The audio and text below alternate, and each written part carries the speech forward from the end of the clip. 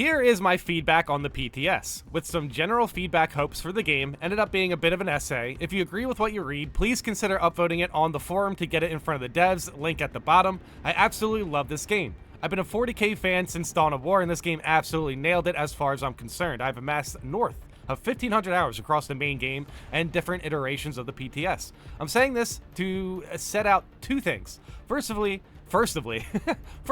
all of this feedback comes from a completely positive place, and secondly, after all those hours, I hope I'm in a position to give some hopefully useful feedback. All right, yeah, as they say, this is definitely a bit of an essay. I mean, I will add in what I think about their criticisms or feedback here and there, but I'll tell you what, the PTS, the patch 11 PTS has been really hard to put down. I really just want to play Space Marine 2 and no other games at the moment, which is great because, yeah, the new heroics are great. Obviously, there are some heroics that need buffing. And then, yes, we have a new mission that is going to be, it's going to be fun. It's going to be fun, but it's definitely going to be a bit stressful. But yeah, I'm excited for it. New operation. The new operation is awesome. The setting is amazing. The map is not only very cool, but adds variety in terms of its mixture of open and tight spaces. The objectives flow well and aren't tiresome, like those in Obelisk and Reliquary can be after enough runs. Oh yeah, honestly, I mean, yeah, the objectives aren't as bad as Obelisk or Fall of Atreus. Reliquary, honestly, it's not really the objectives. That bridge part is just so insane, man. Let's not talk about chaos missions, right? Perhaps best of all, it was great to hear Jonathan Keeble sounding like himself and not an irritating mechanist artisan. As someone who has gone through around 140k books on Audible, that man is the voice of 40k. Dude, very cool appreciation here. Also, yeah, wow. Also, good trivia to know.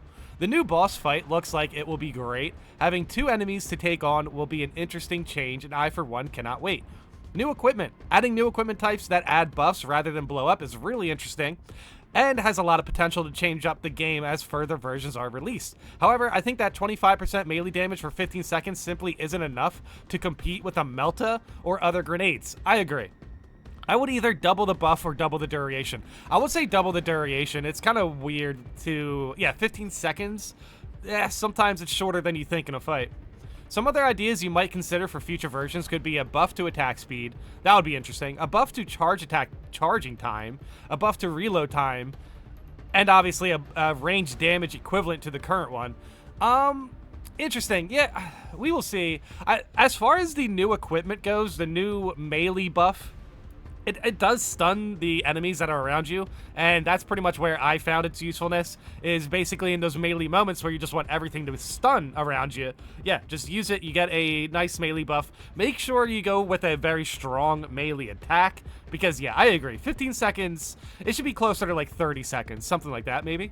New heroic weapons. Heavy bolt pistol. This one is easily the worst of the new heroic weapons, and I'm sorry to say is a big disappointment in terms of baseline stats. It is an overall downgrade on every single relic version, and its perk is a big swing and a miss in my view. The ability to stop calls for reinforcements with this weapon would be most important to melee classes like Assault and Bulwark, but there's no way that I can see any sane player giving up so much ammo capacity, which is especially important on melee classes, just to have a slightly easier time preventing reinforcements.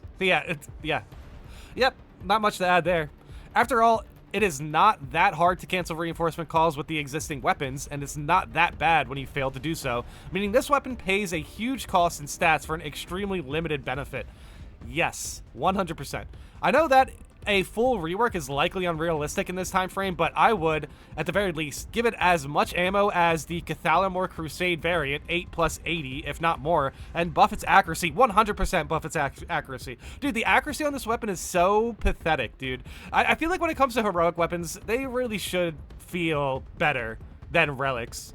For, like, the focus of the heroic is 100% stopping reinforcement calls, but if your accuracy is terrible, that doesn't make any sense.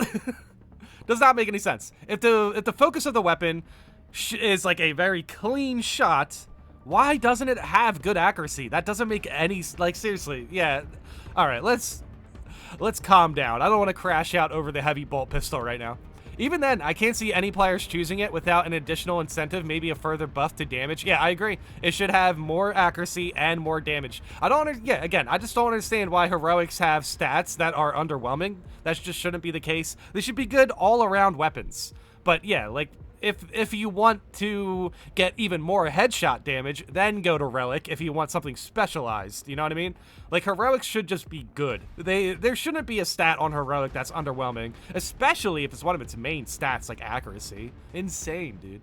Heavy Bolter, this one is better. You guys said that part of what you wanted to do with Heroics was rewarded certain playstyles. And this looks like it was designed to reward a close-range playstyle by removing the cycle up of the RPM, insta-cooling on Gunstrike, and increasing the parry window. This is all fair enough. The normal cooling time is too high in my view, though. Even playing the way you want to incentivize, there isn't always a Gunstrike to be found, and I think it could do with a slight reduction. Hey, fair point.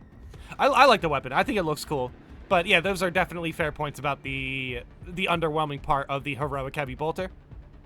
Instigator, this is probably my personal favorite of the new crop. It is held back by its accuracy, though. It has better damage and rate of fire than the Cathalamore Crusade beta variant, but less ammo, and that is enough of a trade without sacrificing that extra 2 accuracy in my view. So, yes, the Instigator.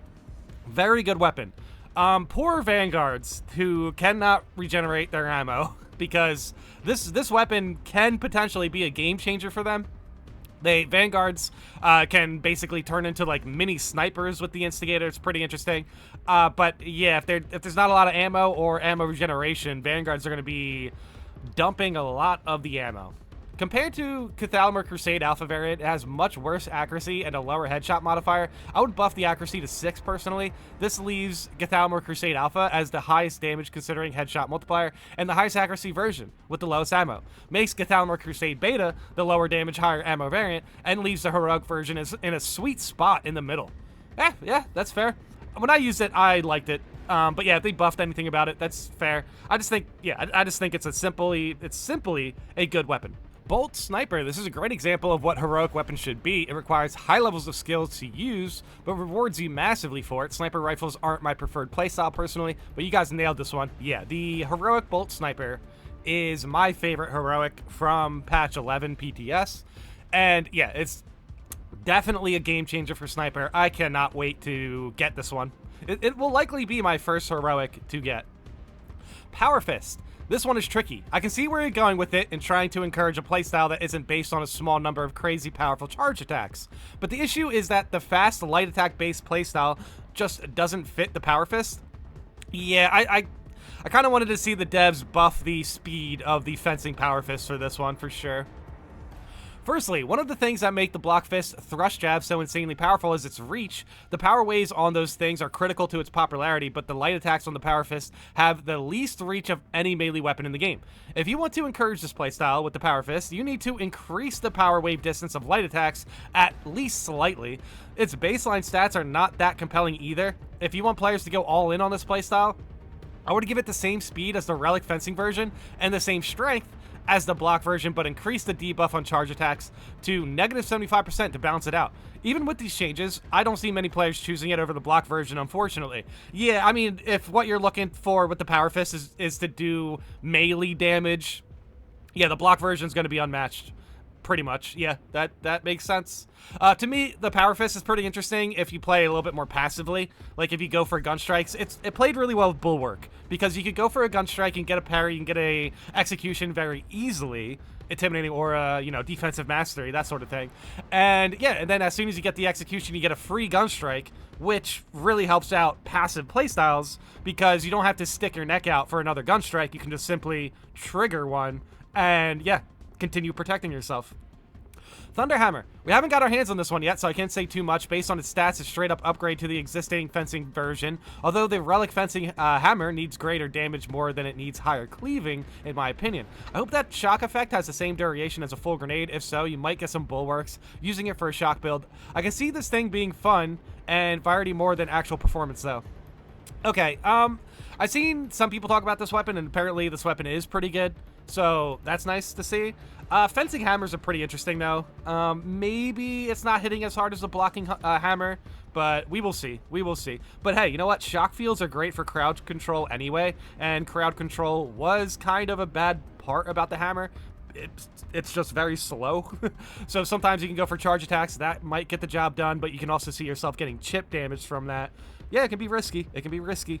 Power axe. This thing feels so much better now, especially the block version. I didn't take to the axe when it first dropped because the idea that the axe was best used as a defensive counter weapon was bizarre to me. Now it feels completely different and much better. You parry block, swing it to clear some room, and then bring it crashing down on something's head for significant damage. That is how you fight with an axe in my book. Awesome work. Yeah, I've seen a lot of people excited about the power axe. I might actually have to learn how to use this thing. Mostly when I use it, I just go for light swings and slams on the assault class, but yeah, that does sound very cool. I would like to do some overhead swings. Heroic Chainsword, one of my favorite weapons in the game now. This feels so much better. The flow of the sprint attack into the long combo of heavies ending with the double stomp feels great. The punch into shoulder bash combo still feels a bit underpowered. I saw a video the other day of it being used in a testing arena mod that showed that the shoulder bash portion of the combo was doing 30-ish damage like the punch, rather than the 90-ish the normal shoulder bash does. Oh, that's interesting. Wow. I mean, for me, the shoulder bash, it has been performing pretty well, but again, I use the heroic chainsword a lot on tactical, so scan could be a component of this. This might be worth checking on. It feels like more of a double punch right now than a punch into shoulder bash. Interesting.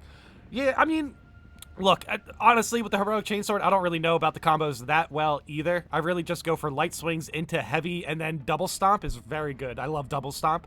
But yeah, this is definitely a fair way to look at it. And yeah, I mean, hey, why not? Why not buff shoulder bash? Heavy bolt rifle. Holy cow, I love these breakdowns on all of the weapon buffs and everything. The damage buff is welcome, but this weapon is still underperforming. Given that the headshot multiplier is unfortunately such a critical stat for bolt weapons, the HBR is going to lag behind the standard and stalker variants until the headshot multiplier on at least one variant is 1.5 or higher. Yeah, that's an interesting way to put that for sure. I used the heavy bolt rifle on tactical, and I had a scope, which honestly was pretty good. The heavy bolt rifle is improved. I think if you compare this weapon to like pyre blasters and plasmas, or hey, even the stalker bolt rifle, yeah, it's gonna look like it's not very good.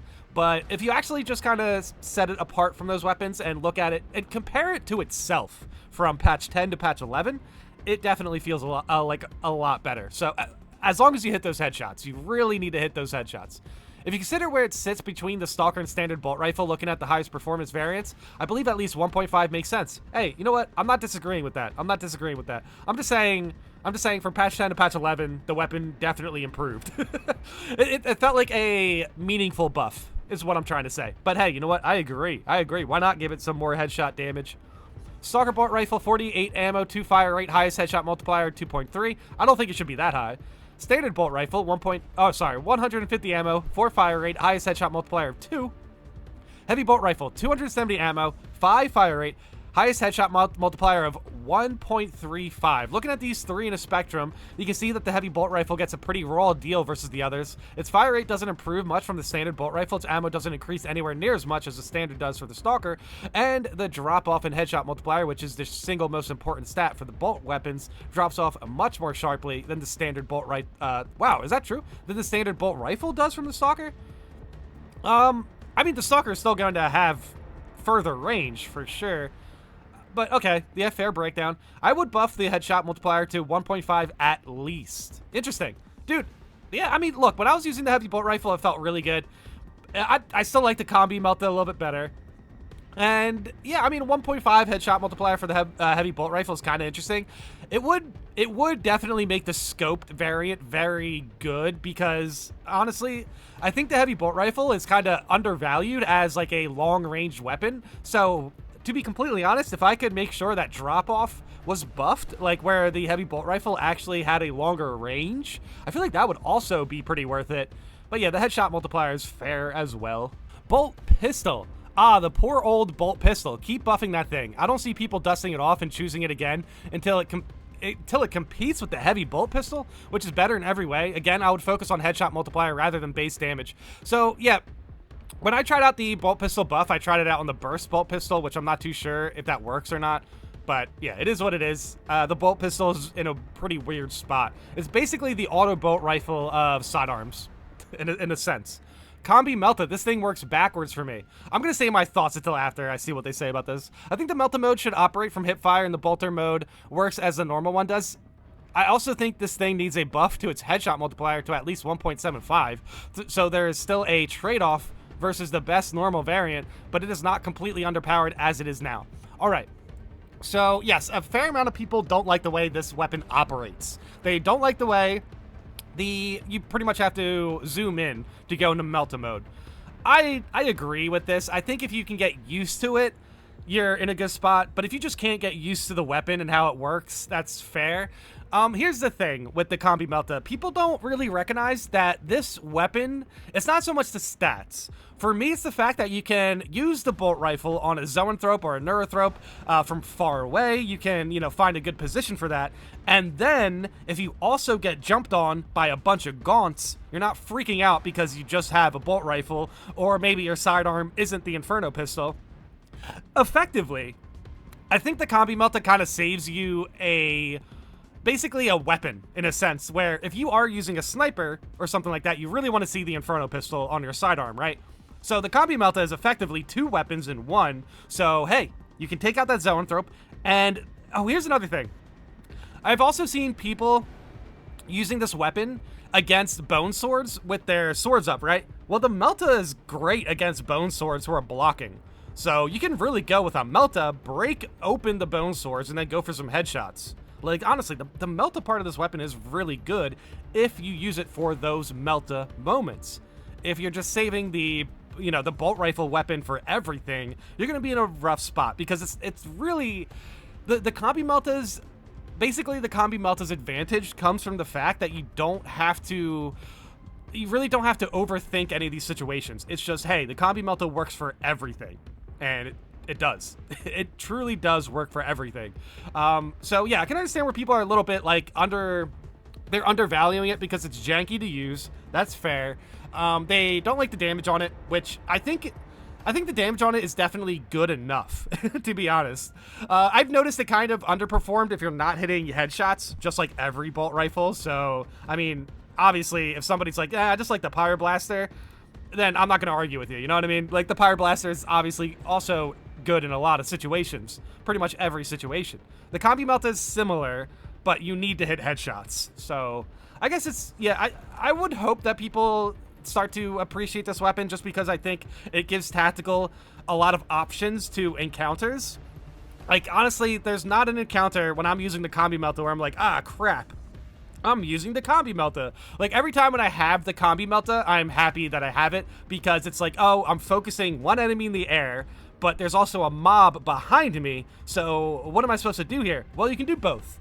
You can do both. Perk changes. One of the biggest issues with this game is the number of perks on various class perk trees that are head and shoulders above their competitors and thus become auto takes. This is why I'm always glad when you guys look into tweaking class perks. Unfortunately, none of these changes succeed in shifting the existing balance of their respective trees. The increased Terminus damage for Sniper is the closest one, since Sniper really struggles with Terminus enemies, but I think it needs to be a little higher to move the needle versus a perk as powerful as 10% ability regeneration for a headshot kill, especially since it's any kill and not just Majors Plus. Yeah, Squad Renewal is not going to get replaced, man. Dude, honestly, if they even buff the Terminus damage for a Sniper, I still wouldn't pick it because of the Heroic Bolt Sniper. The Heroic Bolt Sniper shreds Carnifex, shreds Terminus in general, as long as they're hitting headshots. So, yeah, Squad Renewal is never going to get switched, I'm sorry to say. But yeah, I mean, as far as team perks go, for me, sometimes team perks kind of feel like they have a difficulty level, you know what I mean? Like, you use this team perk for absolute and above, and then you can use the other team perk for lower difficulties, stuff like that. And I guess, you know what? Extra Terminus damage is actually going to help you out with leveling weapons. But okay, yeah, it seems like they have all of the tweaked perks here. Tactical Signal Jammer. This makes the perk a lot better, but it still cannot compete with Radiating Impact or Marked for Death. just gonna add that one there. I'm not gonna argue if Radiating Impact is... I'm not gonna argue about Marked for Death being better than Radiating Impact. It's not. But I really like Marked for Death because you can pretty much hand-picked moments to just one-shot an extremist, and sometimes opening up a fight with that is kind of huge. Vanguard, Retribution. This is a good change, but bear in mind that this perk is competing with equipment regeneration, one of the most powerful perks in the game. I don't think a 20% melee buff, even with a lot of potential uptime, can compete. I would push it higher to around 35% and see what happens. I like this, dude. I actually like this post a lot. I will definitely give props to the poster at the end of this, and I'll definitely link their link in my description, because I believe it will send you to the Focus forums to talk about these changes. Man, they definitely have a very good sense of the game, because, yeah, they're completely right about this. Yeah, 20% melee buff is really not going to budge you out of grenade regeneration. 35%, 40%, maybe even 50% melee, that really might. Vanguard, moving target. This perk needs to compete with Upper Hand, one of Vanguard's most important perks. There's no way it compares. It also doesn't compare to Sniper's equivalent of 10% ability regen for a headshot kill. Vanguard, Tenacity. Zone of Impact has become a build cornerstone, class-defining perk for Vanguard. This new perk cannot compete. Okay. No, I agree. Zone of Impact is, yeah, whenever I'm playing Vanguard, Zone of Impact is my go-to. I do enjoy the way it works, but yeah, sometimes grapple targeting can be frustrating. Yeah, I mean, they missed, I believe, Guardian Protocol for Sniper here, where if you get a res, you can get camoed. I think they made the cooldown on that pretty much instant, so you can go for a res, get camo pretty much whenever you want, effectively making the Sniper a support class, even though it's already a support class. It's subbed. It has a sub support class kind of built into it because of Medicae Adept, where you can get fast reses or faster reses, which I use a lot on harder difficulties. And yeah, Guardian Protocol is pretty interesting, but Guardian Protocol would replace extra damage out of camo for melee and ranged, which is kind of hard. That's kind of hard to switch, to be completely honest. But hey, you know what? If the devs just keep buffing the support perks for Sniper, I would be very happy about that, dude. Like Medicae Adept, for example, you know, quick reses. It would be kind of cool if you did a res and also gave them some passive healing. Not too sure how they pull that off, but I would like to see it. Or, hey, how about this? Res your teammate, and then they get contested health.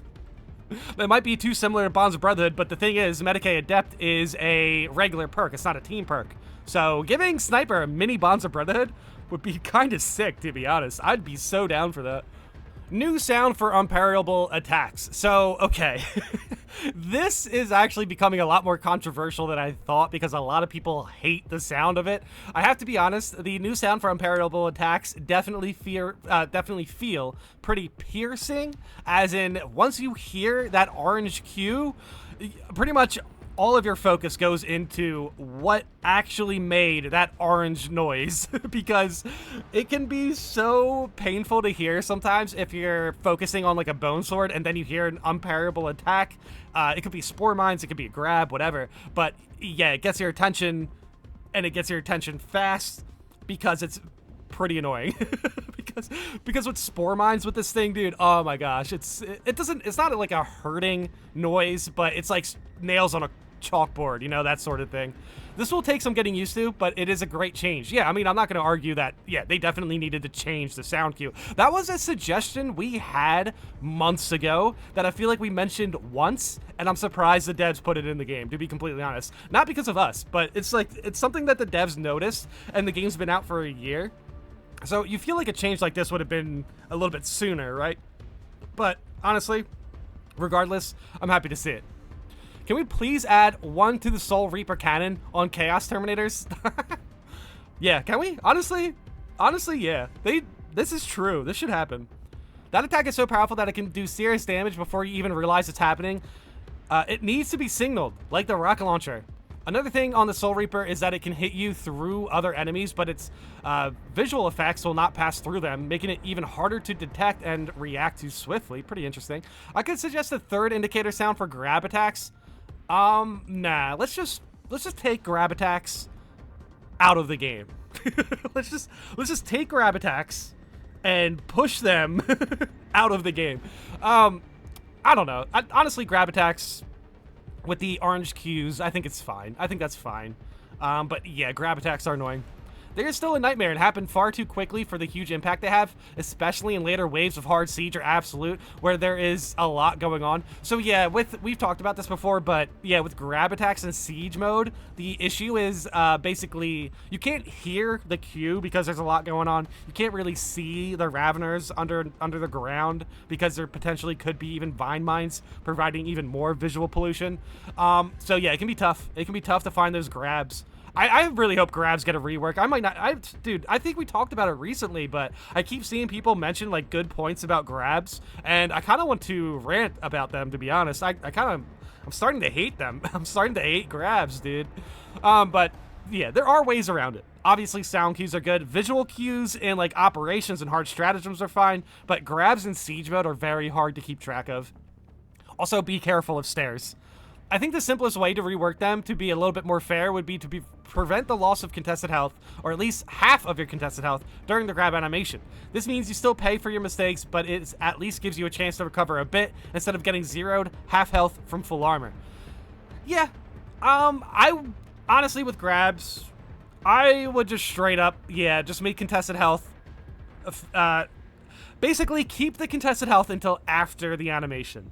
Not too concerned with how much contested health you have after this, because sometimes grabs can be in just awkward positions and you might not even be able to get your contested health back. But I still think the devs putting you in a position to get any contested health back is key, 100%. Other changes I would love to see: remove burning visual effects from executionable enemies, or at least make the red more visual. Yeah, I mean, that's interesting. Yeah, exactly, because if they are on fire or even hit by a melta, you can't really see the red tint. To me, sometimes I just look for their physical language, essentially, where if the major, whoever I'm executing, kind of has like a slump going on, that's a pretty good indicator for that. I guess you could just spam the execute button as well, but obviously that's not going to put you in a good position.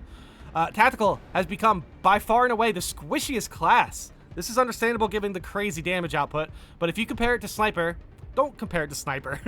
Another class that should be a glass cannon. No, it shouldn't. I mean, okay, look, it is a glass cannon. It has two armor. The only tanky part about Sniper is purification. And it's not even a tanky part.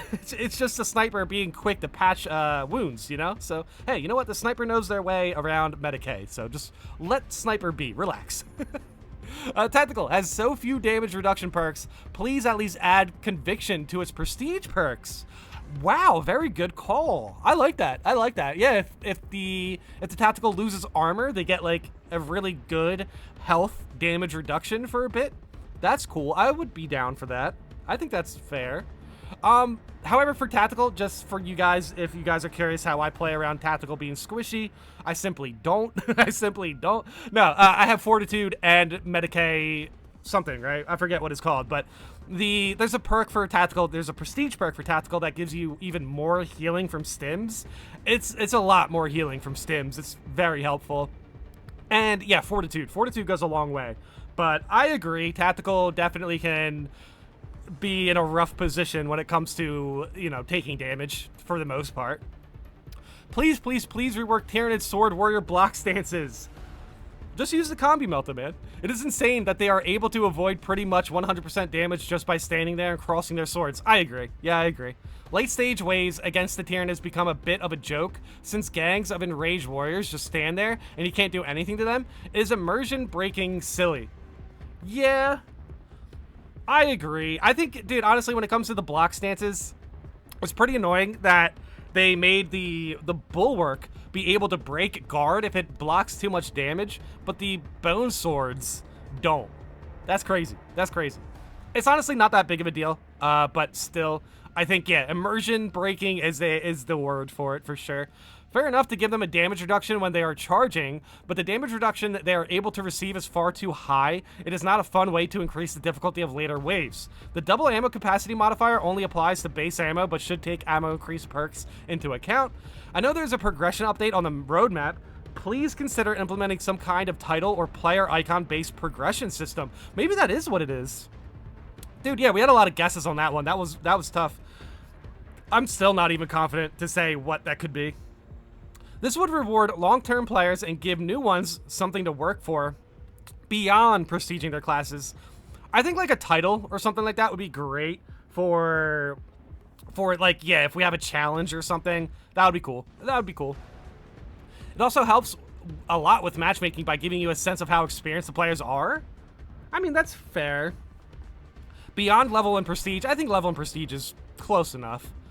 But yeah, honestly, I would like titles. That would be cool. This turned out to be quite the essay, so if you're still here, thank you for making it this far. Once again, this game is special. Thank you. Keep it coming thick and fast. Okay, great. Thanks for adding that at the end there. The Emperor protects. And yeah, here's a link. I'll put the link in my description in case you guys want to go interact with this one, especially since they gave us permission to do this. So, all right. Yeah, let's go see the community's response to this one, but this was a great post. Holy cow. A lot of good information. Anything that stands out in my head, I will say the only thing that really stands out is people just not understanding the Combi-melta. I think it's, look, if you don't like the Combi-melta's damage, I don't really have an argument for you. I don't. like honestly, yeah, just use the Stalker Bolt Rifle. But you're gonna notice if you don't have the Inferno Pistol, and let's say for whatever reason you have Stalker Bolt Rifle, Heavy Bolt Rifle, Stalker Bolt Rifle, Heavy Bolt Pistol, and Combat Knife. What are you gonna do in those situations when there are gaunts pouring on your head? Are you going to just sit there and parry? To me, that's boring. What I would like is the Stalker Bolt Rifle to turn into a Melta for a second, just clear out all of the gaunts, and then you can go back to getting headshots with the Stalker Bolt Rifle. You know, that's pretty much how I look at the Combi-melta. However, I agree that if the Stalker Bolt Rifle had a built-in Melta, that's obviously stronger than the Combi-melta. So yeah, that's pretty much how I look at it. Anything else? Not really. They did forget Guardian Protocol being changed, but that's not a big deal. Heroic Chainsword, yeah, it's a lot better. The Power Axe is a lot better. Like, yeah, I can't really add anything. I think that pretty much covers everything, dude. This was a great post. From what I've seen, the shock area on the Thunderhammer is kind of busted because it doesn't actually require a fully charged attack. What? Oh, is that true? Also, it activates on every charge attack, so you can have 2 shock grenades per attack, and there's no cooldown. Oh, sheesh. Okay, that's crazy. No, that's a lot better. I'd like to see that. I hope that's not a bug or anything. But yeah, that's interesting. Dude, eventually they're going to do a PTS, probably a PTS patch to allow us to use the hammer. Or maybe they won't. But if they end up doing that, I do believe that means we will also see the boss fight. So we might get to run a test run on the boss just to see what the mechanics on that would be. But yeah, that's interesting. I'd really like to hear that for the Heroic Thunderhammer. I am curious, did you try the new Assault Jetpack Dash Attack mechanic? I tried it out for a few minutes, and my initial impressions is that it is extremely underwhelming. I don't know the exact damage, but it seemed worse than Bulwark Shield Rush. It is. And of course consumes a cooldown, which is insane. Yeah, Bulwarks is free. I only tested the Thunderhammer, but in that case, it had no lunge to it beyond what the Jetpack Dash already does. So you can't use the attack to get back on a target after using Jetpack Dash to perfect dodge an attack. All right. Yeah, so I've seen people talk about this one as well. I might do a video on it because, yeah, it seems like the information coming out with the dash attack is that it does no extra damage, which if that's true, that's terrible. Like, wow. Yeah, honestly, it shouldn't use a cooldown either. It should do... See, here's the thing, though. I'm honestly not too concerned with the Jetpack Dash attack. I do think it should be useful, just so it gives people options for a build. But for me, personally, I'm not going to waste a cooldown on that. I will be using my cooldown on slams, thank you. Because effectively, it's kind of like the same thing, right? Use the cooldown, you jump in the... use the cooldown, jump up in the air, you slam. With the Jetpack Dash attack, you use cooldown to attack. Like, what? Like, it doesn't do anything close to the slam. So, yeah, I agree. That is not good. That could potentially be the biggest disappointment in the patch, to be honest. But also, I wasn't really expecting it anyway, so... I don't know. Let me know in the comments how you guys feel about this. Let me know in the comments if there's anything we missed here. There's a lot of information in this video, so definitely take your time with this one. If anything, you know, if there's anything here that you want to further discuss, let me know in the comments. But yeah, for the most part, buff the Jetpack Dash attack. Buff it. Holy cow. But yeah, let me know in the comments how you guys feel about this, and thanks for watching.